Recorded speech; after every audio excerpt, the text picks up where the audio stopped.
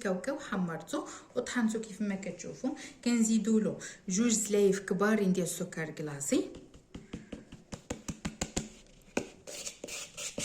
كيف ما كتشوفوا، قبيصه ديال الملحه البنات في اي وصفه سواء الحلوى سواء اي حاجه راه كتصحح الذوق، يعني ضروري ولا بد منه.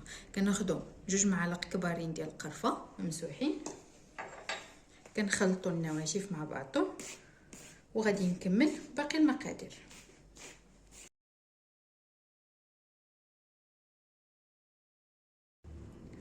ودابا غادي نضيف الزيت بنفس العبار ديال السكر كلاصي 2 زلايف كبارين.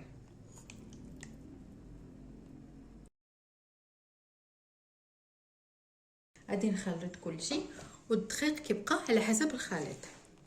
بسم الله.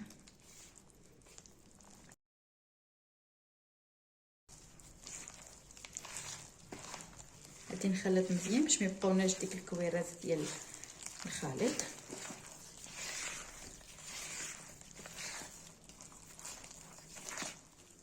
من بعد ما خلطت الخليط ديالي كامل، دابا غادي نبدا نزيد الطحين شويه بشويه ونخلط.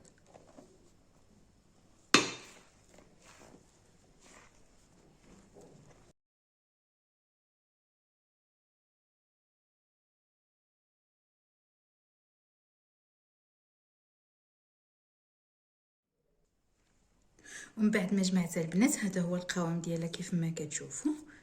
دابا غادي ندوزو نديروها حريبلات اولا كيف ما بغيتو الشكل اللي بغيتو تعملوه فيه. نديروها حرابل الوزن اللي بغيتو على هذا الشكل هذا، وغادي نستفو في اللاطه اللي سبقنا وفرشناه بورق الطاي، وغادي ندخلوه الفران على درجه حراره 150. وهاد الحلوه راه بلا ما تعملوا فيها الخميره لا حتى شي حاجه راه كتشقق، في الاصل راها كتشقق. صافي نخليوها تتحمر، ماشي تتحمر وانما طيب، لان هي ديجا الكاوكاو فيها مقلي، يعني كلشي طايب. غير واحد 10 دقائق حتى ل 15 دقيقه، وعلى حسب الفران ديالكم سواء الغاز ولا ديال الضوء. نراقبوها باش ما تحمرش اولا تحرق. صافي ونتلاقاو من بعد الطايكاس. صافي انا بديت هنايا كنعمر اليد ديالي، انا هنايا عملت هاد السيليكون كيدخل عندي الفران، وغادي نتلاقاو من بعد ما نطيبوها ونشوفوا طريقه الزين ديالها.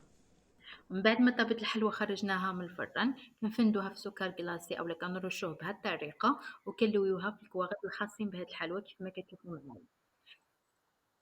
فيه 2 ديال الجهه اللي مزوقه كتكون من تحت والشفافه كتكون من الفوق. كنحطوا الحلوى ديالنا في الوسط وكنديروا واحد الجنب مطوي على 2 وكنلويو الطرف الاخر، وبهذه الطريقه كتكون الحلوى وجدت وبصحه والراحه.